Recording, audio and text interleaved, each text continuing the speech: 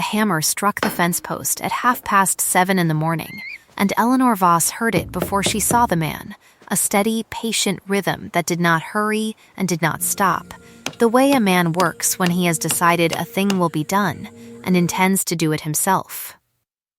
She stepped out of Aldermere Hall's side door with the household accounts tucked under her arm and her hem already damp with dew, and she nearly walked directly into him. He was kneeling in the long grass beside the lower paddock gate, driving the post back into earth that 3 weeks of August heat had cracked and shifted. His coat was folded over the fence rail. His shirt sleeves were rolled past the elbows. He did not look up. She did not know yet what this morning would cost her. Had she known, she might have chosen her words with greater care.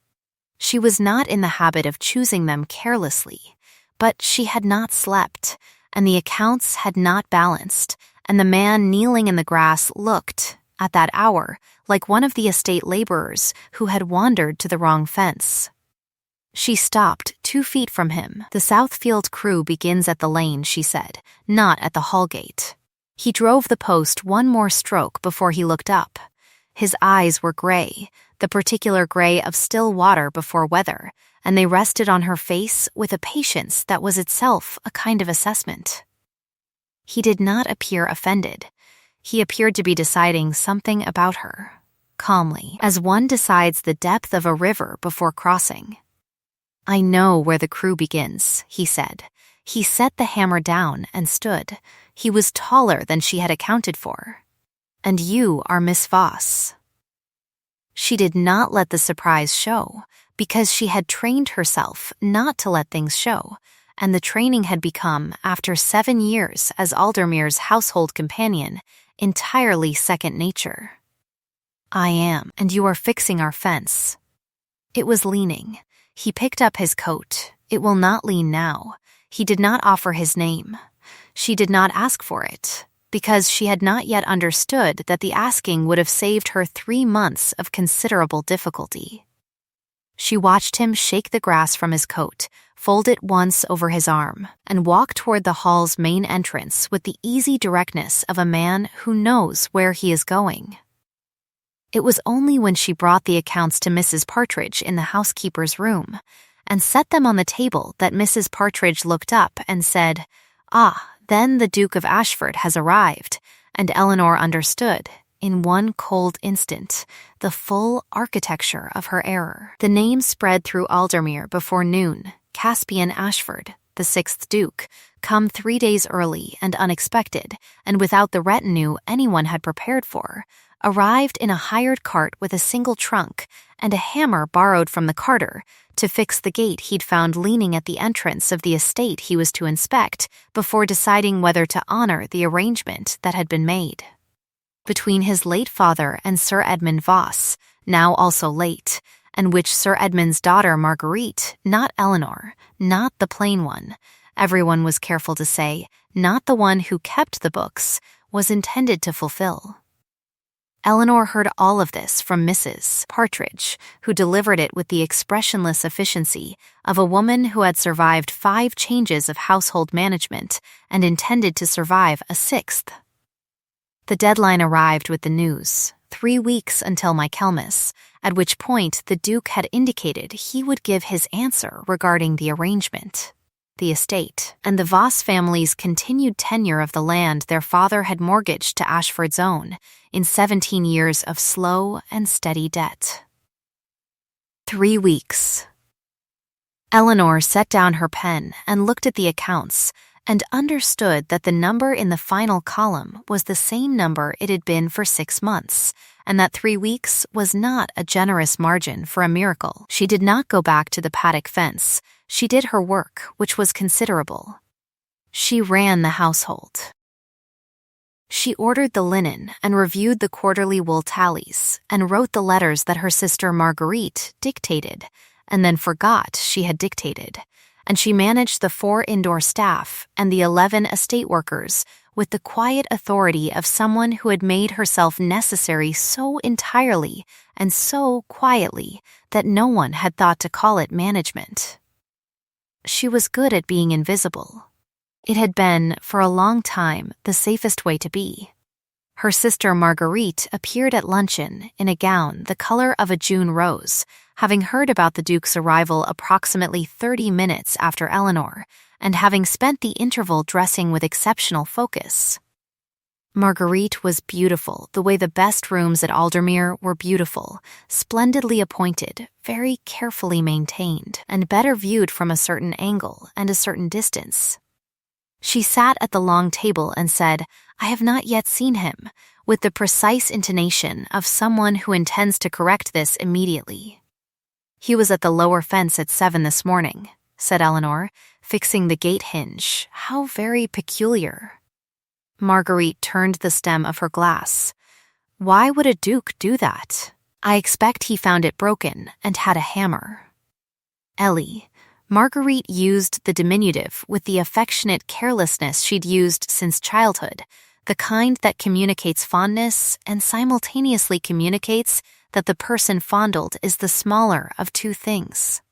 "You are not helping." "I am always helping," Eleanor said, and turned back to the accounts. It was true.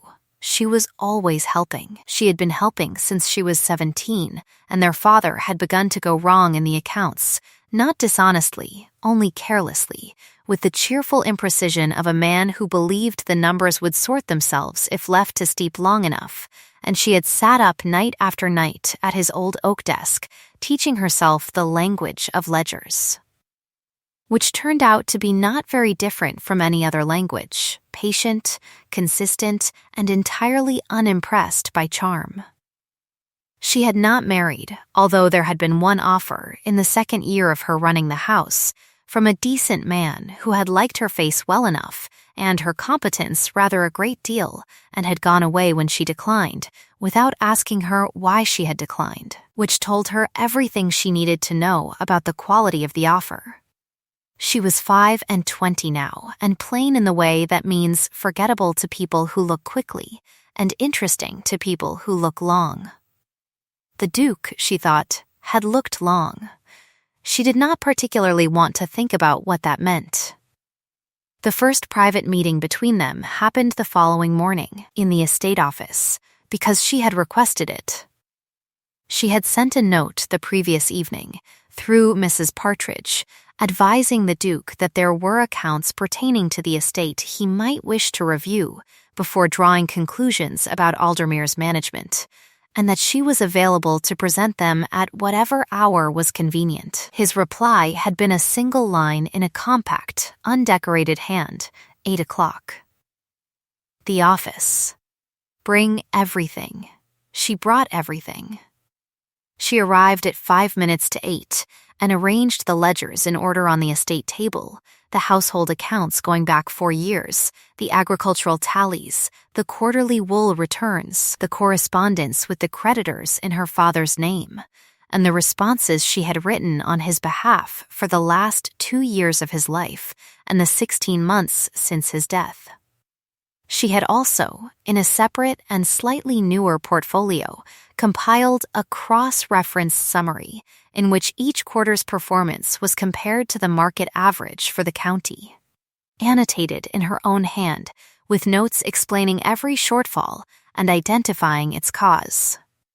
She set the summary on top. She sat down. She folded her hands on the table and waited. He was precisely on time. He wore his coat today, but the coat was still the one from yesterday, and he carried nothing. He looked at the arrangement of ledgers on the table, and something moved briefly through his expression. Not surprise, exactly, more the quiet adjustment of a man who has come expecting one thing and found another. He sat down opposite her and drew the summary portfolio to him and read the first page in silence. She waited. She was very good at waiting. He read for some time. He turned pages carefully, the way people handle documents they mean to keep. Once he made a small sound that was not agreement or disagreement, only attention. She watched his hands. They were, as she had noticed yesterday, working hands, There was a scar running across the back of his right hand, old and white, from something that had not been a drawing room accident, and his nails were short and clean, and there was ink at the side of his index finger that was not, she thought, from this morning. The third quarter shortfall in 1822, he said, without looking up. You've noted here that it corresponds to the late lambing and the wet spring. Did you cross that against the county records? It is footnoted on the reverse, she said. The county average that quarter was down 11%. Aldermere was down 9%. He turned the page and found the footnote. He read it. He closed the portfolio. He looked at her directly, with those gray river before weather eyes, and she did not look away. Miss Voss, he said. Which Miss Voss? The elder, she said. Eleanor, the arrangement is with Marguerite. I know. She met his gaze without difficulty. The accounts are with me. A pause that had the quality of a door standing open, and neither of them yet deciding to walk through it. He said, Why are you showing me these? Because you should know how the estate has been managed before you form an opinion about it. She unfolded her hands. And because several of the figures are more flattering than they appear at first review, and several are less flattering than my father's final correspondence implied, and I thought it better that you know the true version from me than discover the wrong version later. Something very quiet moved in his face. He looked, she thought, like a man who has been handed a glass of cold water after expecting wine, surprised, and more grateful than the occasion seemed to require. He said, That is a singular approach to negotiation. I am not negotiating, she said. I am explaining the accounts. It was at this moment that the door opened, which was not supposed to happen, and Marguerite came in, and the morning altered. Marguerite did not apologize for the interruption because she did not experience entering a room as an interruption. She experienced it as a contribution. She stood in the doorway and looked at the Duke with the full force of the June rose gown and the careful distance, and she said, You must be Ashford. I am so sorry I missed your arrival. I was told only this morning that you had come early, and it was said with perfect warmth and perfect reproach and perfect beauty, and Eleanor closed the summary portfolio and set it to one side, because there was nothing further to say in this particular exchange that Marguerite's arrival had not already, entirely inadvertently, said. The Duke stood. He was civil, even courteous. He looked at Marguerite with assessment rather than admiration, in the way he had looked at everything Eleanor had seen him look at, carefully and without hurry. He said the appropriate things. He did not look at Eleanor again until he was leaving, and then only once, briefly, the way a man marks a page he intends to return to. She told herself this was a professional observation, and not a personal one. She did not entirely believe herself. Aldermere's cousin Frederick arrived that same afternoon, which was bad timing in the way that Frederick's arrivals had always been bad timing, though no one had ever been able to prove it. Frederick Voss was the nearest male relation and the secondary beneficiary under Eleanor's father's will, a fact he bore with a perpetual air of grace under suffering, as though his failure to inherit the estate outright were a wound he was too refined to mention.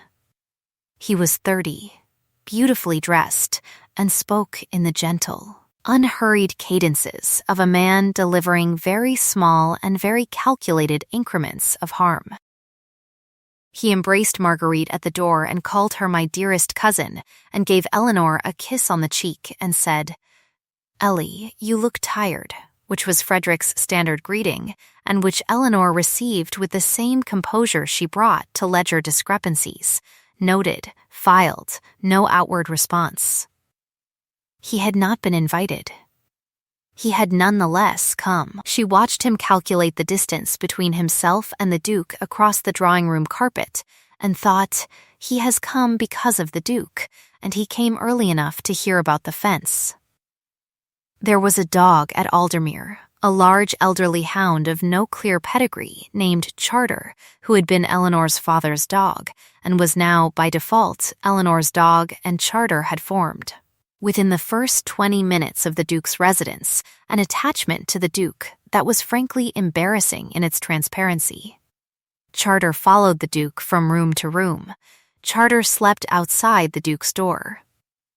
On the third morning, Eleanor came into the library to fetch the correspondence and found Charter with his enormous gray head in the Duke's lap, being scratched behind the ears with the same competent, unself-conscious attention the Duke brought to every task, and the Duke looked up and said, without removing his hand from the dog, "His loyalty is not for sale. I take it." "No," Eleanor said. "He is a reliable judge." She went to the correspondence shelf. She was aware that she had said something that could be read in more than one way, and that the Duke was aware of this too, and that neither of them would address it, which was its own kind of conversation, and she found this irritating and also, in some unguarded corner of herself, not entirely unpleasant. "He came to me the first night," the Duke said. "He scratched at the door. He does that with anyone who is unhappy in a new house." She turned with the correspondence. "He is very old. He does not understand anymore that not everyone wants comfort."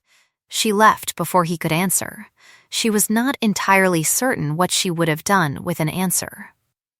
The second week began with Frederick inserting himself into the Duke's morning survey of the East Fields, which Eleanor observed from the library window with the same settled attention she brought to a column of figures that was about to announce its error. Frederick had the gift of adjacency. He was never the cause of anything directly, only reliably present at moments when someone else's impression was forming. She had watched him do it for years, a well-placed word that wasn't quite an accusation, a question that carried its own answer in the asking, a look exchanged with exactly the person whose opinion mattered most, held just long enough to plant a seed that would not be traced back to the planting. She went back to the quarterly wool tallies and told herself she was imagining significance. She was not imagining significance. Frederick appeared at her office door that afternoon, amiable and unhurried, and settled into the chair across from her desk the way a man settles into a chair he intends to occupy for some time. "You've made rather a project of the Duke," he said. She continued writing. "I've shown him the accounts. It is his estate, his potential estate." Frederick crossed one leg over the other. "The arrangement still wants his agreement." "Yes, Marguerite made a very good impression at dinner last evening," I thought. "Good, you seem unworried." He tilted his head, the small, studied gesture he used when he wanted to appear puzzled, and was not. "Given that the accounts, shall we say, speak to certain management decisions your father made that might not withstand very close examination." She set down her pen. She looked at him. Frederick's eyes were a pale, pleasant brown that gave nothing away. He had the face of a man who could deliver news of a fire in the voice he would use to comment on the weather. "My father's accounts," she said carefully, "have been reconciled, documented, and cross-referenced. If there is a specific figure you believe requires examination, you are welcome to name it. Oh, I wouldn't know where to begin." He smiled. "I leave the figures to you, Ellie. You always have been better at the close work." He stood, smoothed his coat, and moved toward the door with the particular ease of a man who has done what he came to do without appearing to do anything at all. At the door he paused, as though remembering. "Has the Duke seen the correspondence from 1823? The spring quarter letters? I only ask because I thought I saw them in the wrong folder, and one would hate for him to form a mistaken impression from misfiled papers." He was gone before she could answer. She sat very still for a moment, and then she opened the correspondence files, and she pulled the spring quarter letters from 1823, and she read them again. her father's hand, increasingly unsteady. Amounts that did not match the ledger entries, and 3 letters from an intermediary she had never been able to trace, involving a payment she had never been able to account for. She had reconciled it eventually, working backward through 6 months of confusion, and the reconciliation was sound. She knew that, but she also knew what it would look like if the reconciliation were removed and the letters left to stand alone. They would look like fraud. They would look like her father had defrauded the Ashford estate of a specific and sizable amount, and that Eleanor, as the keeper of the accounts, had buried it. She worked until midnight. She found nothing she had missed. The reconciliation was sound. The payment was accounted for. She went to bed at 12:30 with the certainty of someone who knows the truth, and the colder certainty of someone who knows the truth is not always what decides things. The 4th day was a Tuesday, and the Duke found her in the kitchen garden. She was harvesting the last of the late summer beans with Meg, the youngest housemaid, who was 16 and had an opinion about every subject, and delivered each opinion with the serene confidence of someone who has never been wrong. Eleanor found Meg's company restful in the way that very simple arithmetic is restful, clear, without ambiguity, complete at the end of each line. She was at the far end of the garden row when she heard the gate, and when she stood and turned, the Duke was coming down the path between the lavender borders with Charter at his heel. He stopped a few feet away. He looked at the basket of beans, and then at her hands, and then at her face. "I owe you an explanation," he said. "You owe me nothing," she said, because this was technically true. "I have been reviewing the accounts." He folded his arms, not in a closed manner, but in the way of a man who is holding himself still. The spring quarter letters from 1823. She set the bean basket down on the low wall. Meg had developed a sudden profound interest in the far end of the garden. Eleanor said, "And?" "And your reconciliation is correct." He said it simply. "I worked it through twice. The payment was a credit against a previous year's overassessment. The discrepancy is resolved." She looked at him. "I wanted you to know," he said, "that I am aware of this, before anyone suggested otherwise." It was, she thought, the most precisely targeted kindness she had received in some years, because he had understood exactly the shape of what was coming without being told, and he had moved to stand beside it before she had asked him to. "She did not say this," she said. "Frederick showed you the letters." Something altered slightly in his face. "Frederick mentioned them." He paused. "He mentioned them in the kind way a man mentions a stone he is about to throw at a window." "Yes," she said. "That is Frederick." He looked at her for a moment. That long, assessing look that was not, she had come to understand, the look of a man cataloging a face, but the look of a man reading something he finds genuinely interesting. Then he looked at the lavender, the way a man looks at a neutral third object when he means to say something that has no safe neutral version. "You are very able, Miss Voss," he said. "I find it strange that you are not the arrangement." "I am the elder," she said. Elder Plain sisters do not tend to be the arrangement. They tend to be the management. He said nothing for a moment. Then he said, "Do you mind?" And it was said without pity, which was the only way she could have received it. "Some days," she said honestly, "less than I used to." The silence that followed was the comfortable kind, which surprised her because silence with Frederick was always pointed, and silence with Marguerite was always waiting to be filled, and silence with the estate solicitors was always expensive. She picked up the bean basket.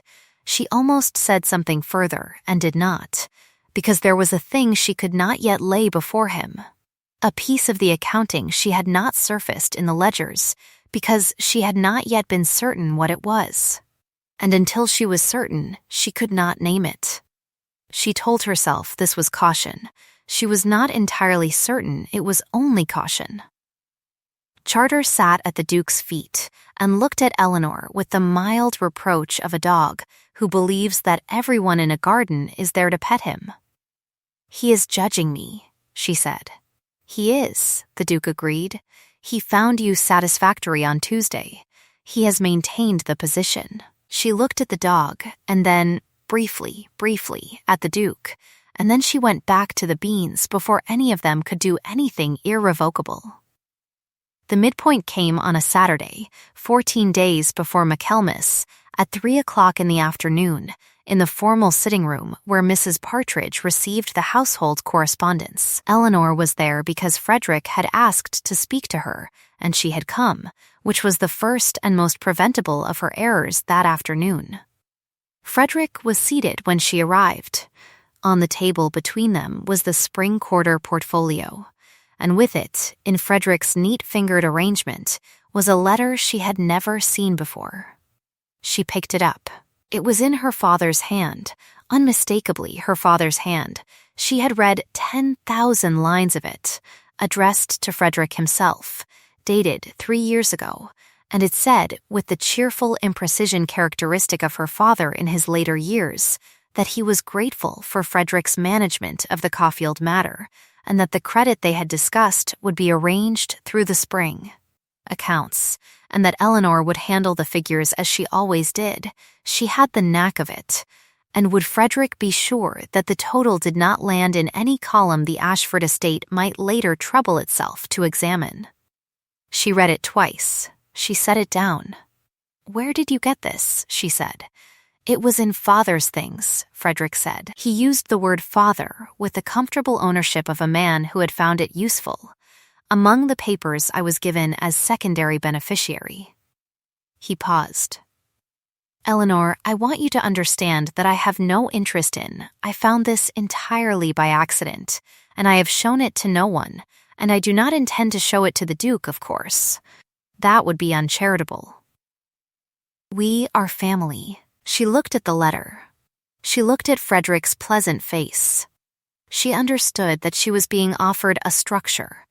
There was a letter that could destroy her, or, more precisely, that could destroy her reputation, and the household she had spent 7 years building, and the narrative that the estate had been honestly managed, which was the only thing standing between Aldermere and the loss of the arrangement. And Frederick would not show it to the Duke, so long as she understood that Frederick was in possession of it, so long as she behaved accordingly, so long as she made herself useful in whatever interpretation of useful Frederick was currently constructing. She thought of the reconciliation she had done on the spring accounts. She thought of the fact that she had done it honestly, and that it was sound, and that she knew it was sound. And that knowledge was the only solid thing in the room. She said, "That letter is a forgery." Frederick's expression did not change, which was the most informative thing his expression had done all afternoon. He said, "That is a remarkable thing to claim." "My father's hand," she said, "had a characteristic tremor in the last 2 years of his life, present in every letter written after 1823. This letter is dated 1824. The hand is steady." She tapped the letter once, precisely, also. "My father did not write knack." He thought it vulgar. He used the word gift. In 30 years of correspondence, he used the word gift. You will not find the word knack in any letter he ever wrote. Frederick's face was very still. It was, she would think later, the one moment she saw the real surface under the painted one.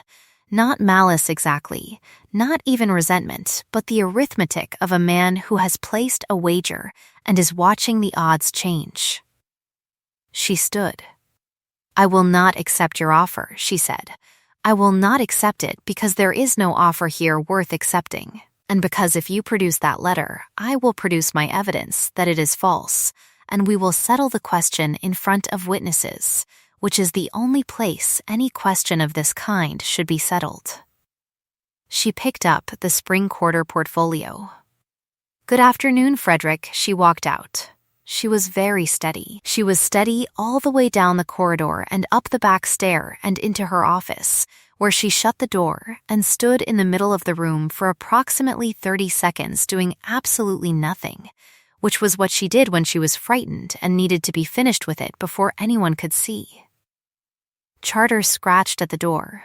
She let him in. He sat at her feet and looked at her with his large, watercolored eyes, and she sat down at her desk, and she began to write. She wrote 2 letters that afternoon. The first was to the estate solicitor in town, requesting that he locate the original correspondence between Sir Edmund Voss and the Ashford estate going back to 1815, with particular attention to any letters predating her own involvement in the accounts.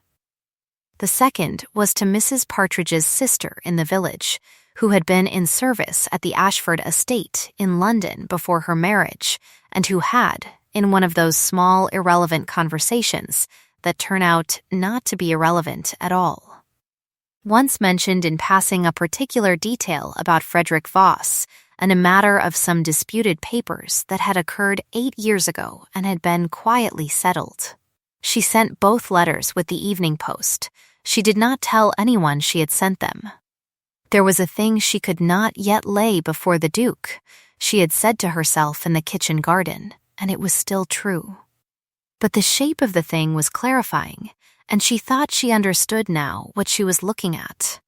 The problem was the Michaelmas deadline, which was now 14 days away, and the second problem was that 14 days was not a great deal of time.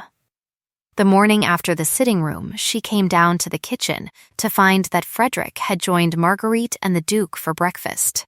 He was performing a gentle and affectionate version of the family memory, anecdotes about their father, little touches that cast Eleanor as the diligent and slightly difficult manager, Marguerite as the heart of the household, himself as the fond constant.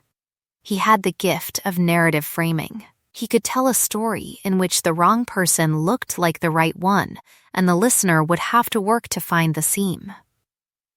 Eleanor helped herself to tea and sat at the far end of the table and said nothing. The Duke was watching Frederick with the gray, still water attention he brought to things he found worth watching, and she thought, he sees the seam. And she thought also, he is not certain, and being not certain will not be enough. That evening, the Duke appeared in the library doorway. She was at the writing table with the household register open, verifying the year's accounts against the register's quarterly summaries in the way a doctor presses along a bone to find where it is bruised. She heard him before she saw him. He had a particular quiet, his footsteps absent the affected lightness of men who know they are being noted, and the absent-minded stamping of men who are not thinking about where they are.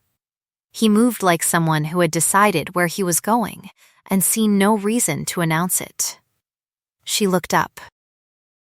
He sat down in the chair across from the writing table, the same chair Frederick had occupied 2 days ago, which seemed, this evening, a more legitimate habitation, and he put both hands flat on the table, and he said, "Tell me what you know." "I know a great many things," she said carefully. "Could you narrow it?" His jaw moved very slightly, the compression of a man holding back what might, in different company, have been the beginning of a smile. "Frederick," he said, "and the accounts, and the thing you are not telling me." She looked at him for a moment. He had very steady hands. The scar on the right one caught the lamplight. She thought of what she had said in the kitchen garden, "There is a thing I cannot yet lay before you," and she thought he had remembered it too. And she thought the respect she felt at this moment was the most quietly complicated thing she had experienced in some time, because it was not separate from the other things she felt. It was made of it. "I have 2 letters in transit," she said. "I expect them within the week. When they arrive, I will have what I need to lay the whole picture before you. All of it." She met his eyes. Until then, I am asking you to wait. And if I am asked to form an opinion before they arrive, then I am asking you not to. Something very quiet moved through the room. He looked at her hands, which were still on the register, and then at her face. "The way you keep accounts," he said. "Where did you learn?" "I taught myself," she said. "Out of necessity." "And who corrected your errors?" "The ledgers," she said. "They are very honest. They do not allow you to be wrong for long."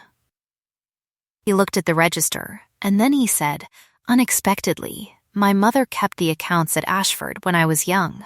She was the only one who could make the spring-wool figures reconcile." He paused. "She died when I was 12. After that, the figures stopped reconciling for 3 years." She said nothing. She understood that this was not an anecdote offered for its own sake. "She used the word gift, too," he said. He looked up, and the gray eyes were a different gray for a moment, the gray of something that has been a long time underwater and has just reached the surface. "Your father's letters." She used gift, not knack. A silence that was not empty at all. She said quietly, "Then you know it is a forgery." "I know it in the way one knows something one cannot yet prove," he said. "Which is not the same as knowing it before witnesses. It is not enough." "No," she said. "It is not enough. That is why I am waiting for the letters." He stood. He did not say anything further, which she found was itself a kind of answer. At the door he stopped with his hand on the frame and said, without turning, "Charter has stationed himself outside your door every night this week." "He worries," she said. He said nothing else. He left. She went back to the accounts and did not think about the scar on his hand or the gray of his eyes or the word gift said in a particular cadence, and she was largely successful. The letters arrived on a Wednesday, 8 days before Michaelmas, and their arrival was simultaneous with 2 other events: Frederick's announcement at dinner that he had taken it upon himself to write to the Ashford estate solicitor in London regarding certain questions about the Caulfield payment, and Charter going missing from the house for the better part of an afternoon, which turned out to be irrelevant but occupied Mrs. Partridge considerably. Eleanor read the letters twice at her desk, then a third time, slowly, making notes in the margin in her precise hand. Then she sat very still for approximately 2 minutes, doing the arithmetic of what she was now holding, which was not so much 2 letters as 1 letter and 1 documented series of transactions from 8 years ago at the London estate, forwarded by Mrs. Partridge's sister with a covering note that said, in 3 sentences, everything Eleanor needed it to say. Frederick Voss had done this before. Slightly different mechanism, identical structure, manufactured documents, strategically presented misreadings, a threat delivered in the gentlest voice in the room. The last time it had been a young widow and her property settlement. The settlement had been negotiated quietly, and Frederick had departed richer and uncharged, and had apparently learned from the experience primarily that he should be more careful with the quality of the forgery. Eleanor put both letters in the summer quarter portfolio. She put the portfolio under the garden register. She went down to dinner. That evening, she found the Duke alone in the estate office, which she had not expected, and he found her, which she had also not planned, and they stood on opposite sides of the desk, looking at each other in the way of 2 people who have been arriving at the same conclusion from different directions and have just realized it. "Wednesday," she said. "I will need the drawing room." "With witnesses," he looked at her. "You have what you need." "I have everything I need." Yes, he was quiet for a moment. He had a way of being quiet that was not absence but presence held very still, and she had learned to read it. It meant he was deciding something, and that the deciding was nearly done. He said, "What do you need from me?" Your solicitor, if he can be here by Wednesday. Mrs. Partridge, your estate steward, who arrived this morning. Yes, I noticed. She paused. And Frederick, who must not be warned. He will not be warned, the Duke said. He said it without emphasis, in the voice he used for things that were already decided. She nodded once. She moved toward the door. He said very quietly, Miss Voss. She stopped but did not turn. He said, I held the spring quarter letters to the lamp this afternoon. The ink. She turned. He was watching her with the gray still water eyes, and there was in his face, carefully held but there, something that was not the usual assessment, something older and less armored. A look that was, she thought, the specific expression of a man who has been alone with a particular grief for a long time and has just, for one unguarded moment, looked away from it. The ink is wrong, she said. 1824 ink does not dry that way. The formulation changed. I know, he said. I know because my mother's letters from that year dry differently. I have them all. He paused. I have carried that with me since the first day he mentioned the letters. I did not know how to tell you without telling you everything else. There was a thing she had not yet laid before him, she thought, and he had had a thing of his own that he had not yet laid before her, and they had each been waiting for enough certainty to be worth the risk of the saying. And here they were in the estate office at 9:30, with the solicitor arriving Wednesday, and Charter scratching at the closed door. There are other things, she said carefully, that perhaps want saying. After Wednesday. Yes, he said. After Wednesday. She let Charter in.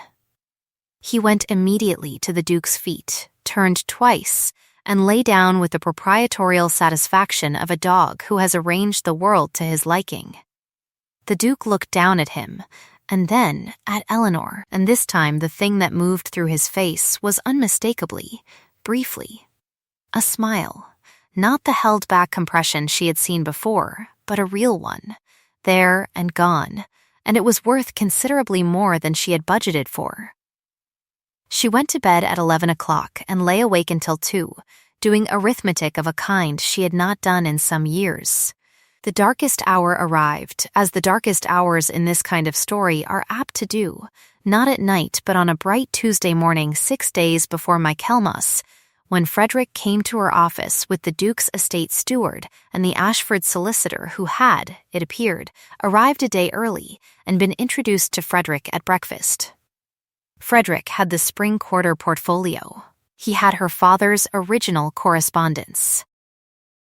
He had his forged letter, and he had, Eleanor quickly understood, spent the previous 2 days quietly and affably presenting to the solicitor a version of the accounts that was technically accurate in every individual figure and comprehensively false in its arrangement, in the way that a sentence can be made of only true words and still constitute a lie. He had selected figures, placed them in a sequence, and told the story of a companion who had managed the estate's accounts with one eye on the Ashford debt and one eye on concealment. The solicitor was a careful man. He was also a man who had just received a portfolio and a forged letter and an affable account from a secondary beneficiary, and who had not yet been given the other portfolio or the letters from London. Eleanor stood at the window while Frederick explained, and she held herself very still, and she thought, the way out is through the middle, in the light, with witnesses. She thought, Wednesday. She thought, one more day. Frederick finished. The solicitor turned to her and said, with genuine courtesy, Miss Voss, Mr. Voss suggests there may be discrepancies you could help clarify. There are discrepancies, she said. Yes, I would like to clarify them. She turned from the window. Tomorrow morning. In the drawing room. I will require an hour and the presence of everyone currently in this house. Frederick's face did not move. He said, pleasantly, Ellie, if there is a simpler explanation, there is, she said. I will give it tomorrow. He looked at her, and she looked at him, and the room was very quiet, and she was the one who did not look away. The drawing room the following morning was neither large nor particularly formal, but it had good south-facing light and a mantelpiece large enough to serve as the demonstration surface she required. And Eleanor had been up since 5, arranging the elements with the same care she brought to a quarterly presentation. The right items in the right order, the proof visible rather than argued. The structure of the morning built to hold its own weight, regardless of what Frederick said or did not say. She had written a list the night before. She had gone over it 4 times. She had then folded it and put it in her pocket and not looked at it again, because she had it from memory, and because looking at it in the drawing room would suggest uncertainty she did not have. They gathered at 9. The Ashford solicitor, whose name was Mr. Ware, sat at the table. The estate steward, a spare, experienced man named Hollis, who had been with the Duke for 11 years, stood near the window. Mrs. Partridge, who had been asked specifically, sat near the door with the upright, contained attention of a woman who has lived through several significant events and has views about all of them. Marguerite sat beside her with the bewildered expression of someone who has arrived in the middle of a narrative and cannot find the beginning. The Duke stood at the fireplace, not leaning, with his hands clasped behind his back, and his face in the composure that she now understood was what he wore when he was most alert. Frederick entered last. He sat down with the particular ease of a man who intends to appear relaxed and has come very close to succeeding.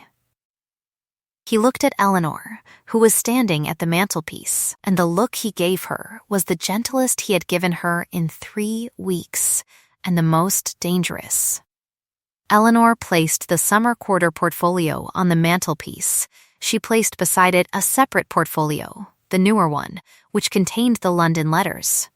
She placed beside that 2 items, her father's genuine correspondence from 1824, bundled and tied, and the forged letter, which she had recovered from Frederick's room early that morning while he was at breakfast, with Mrs. Partridge's assistance and full knowledge and entirely quiet competence. She looked at Frederick. He was looking at the forged letter on the mantelpiece.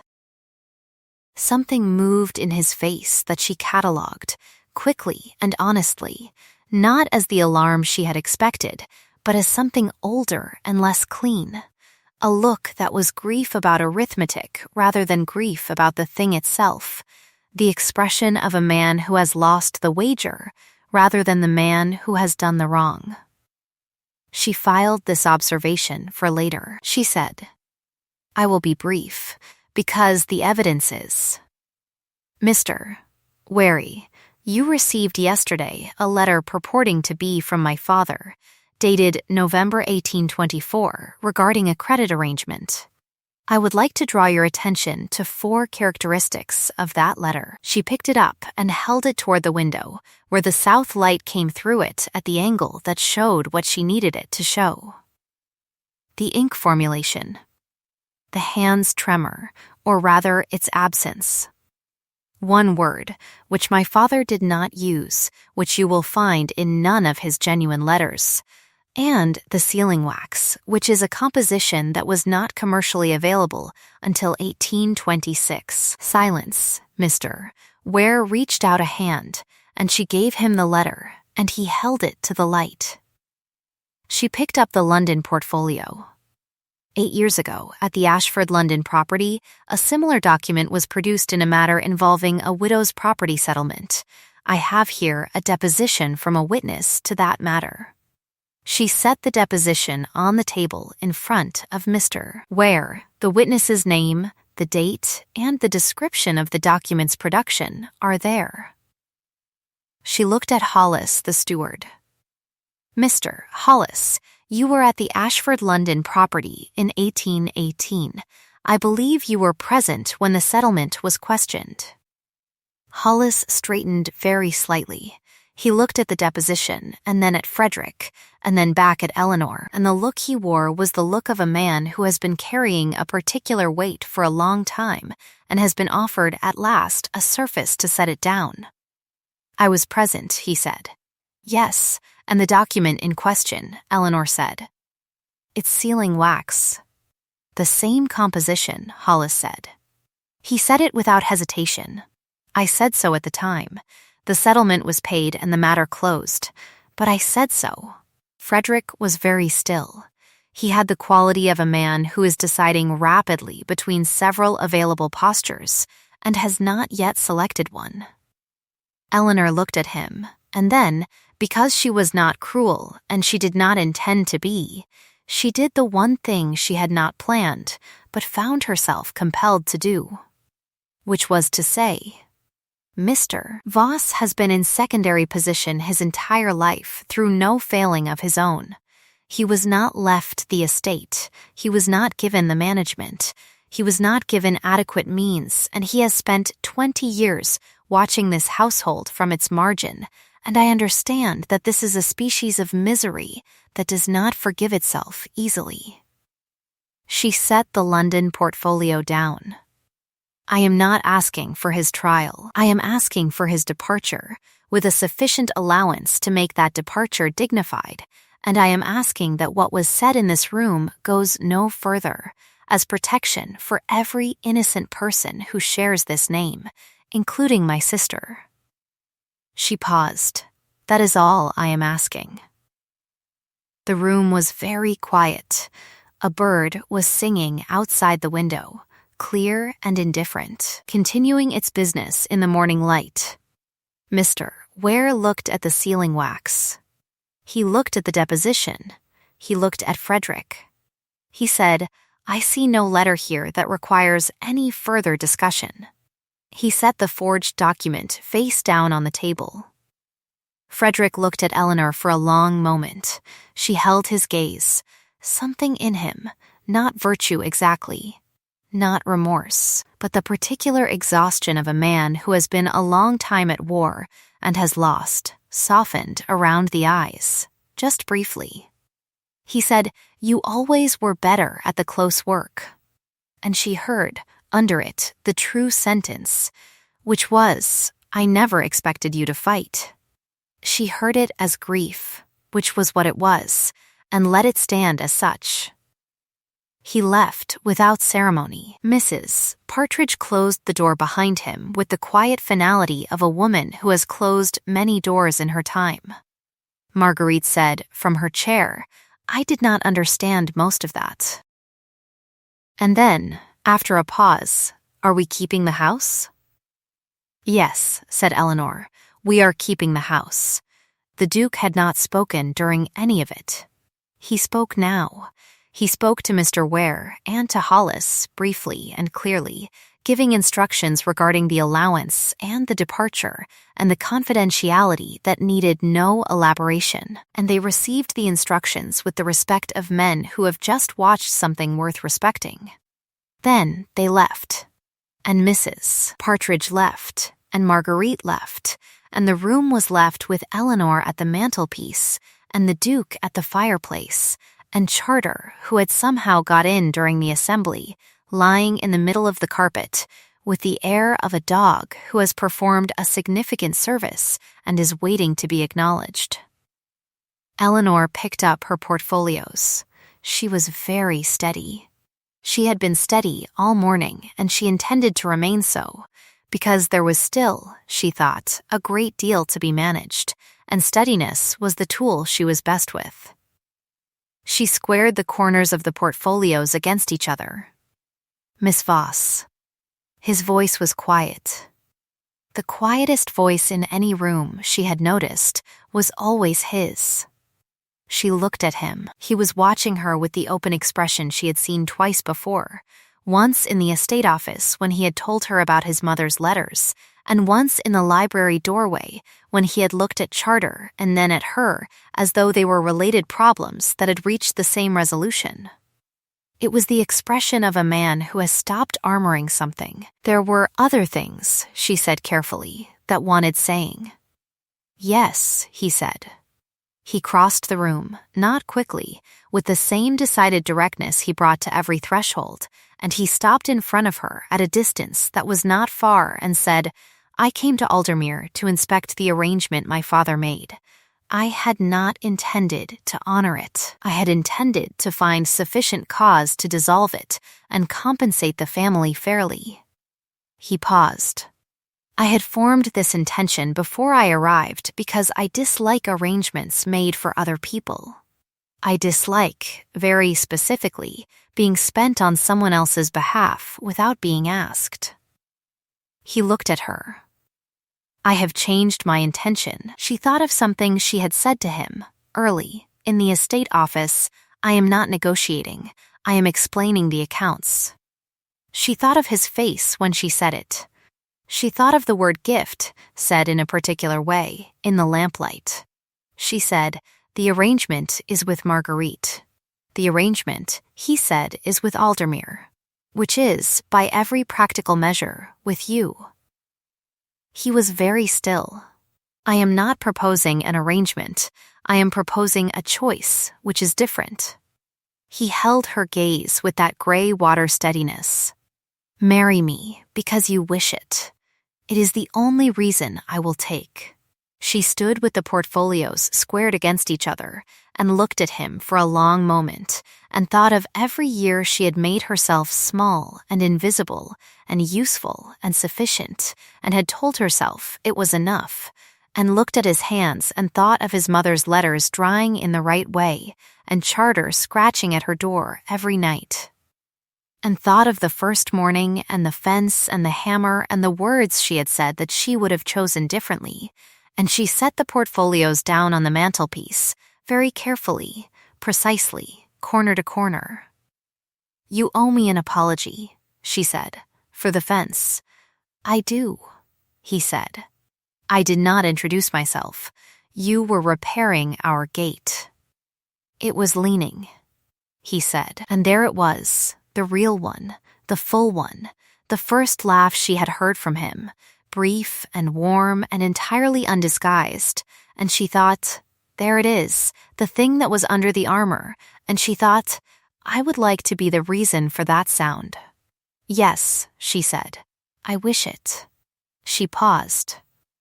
"For what it is worth, I have wished it for some time."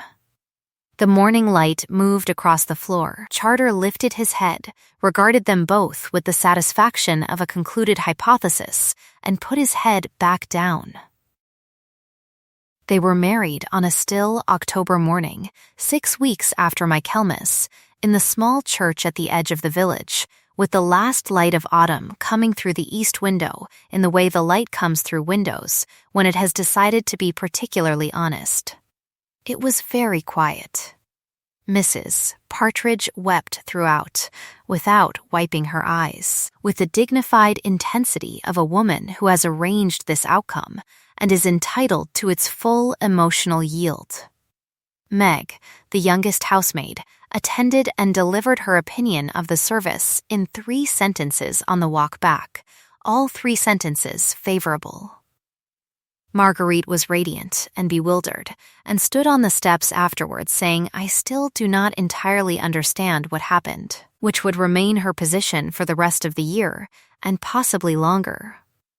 Hollis the steward received a written commendation and a permanent position at the Aldermere estate, which was not what he had expected and suited him entirely. Mr. Where the solicitor closed the file on the spring quarter letters and wrote in his notes only satisfactorily resolved, which was accurate and sufficient and was never referenced again. Frederick Voss departed to a modest property in the North County with the allowance Eleanor had specified, and she heard, through Mrs. Partridge's network of reliable intelligence, that he had taken up the management of the property's accounts himself, with a diligence no one had previously suspected him capable of, and that he had done this well, and that this information produced in her not quite forgiveness, but something that had forgiveness as its nearest neighbor and would, in time, become it. The dog at whose recommendation some of this might be said to have begun was given a new collar for the occasion and received the news of the marriage with the calm satisfaction of a dog who had reached his conclusion some time ago and found the humans slower than expected, but ultimately not entirely beyond correction. Nearly a year later, on a morning at the end of the following summer, with the heat pressing down on the dry grass the way it had pressed on that first September, Eleanor came down the side steps of Aldermere Hall with the household accounts under her arm and her hem damp with dew, and she nearly walked into the man at the paddock fence. He was kneeling in the long grass, doing something to the lower gate hinge, his coat folded over the rail and his shirt sleeves rolled past the elbows, and the sound of the hammer was the steady, patient rhythm that did not hurry and did not stop. She stopped 2 feet from him.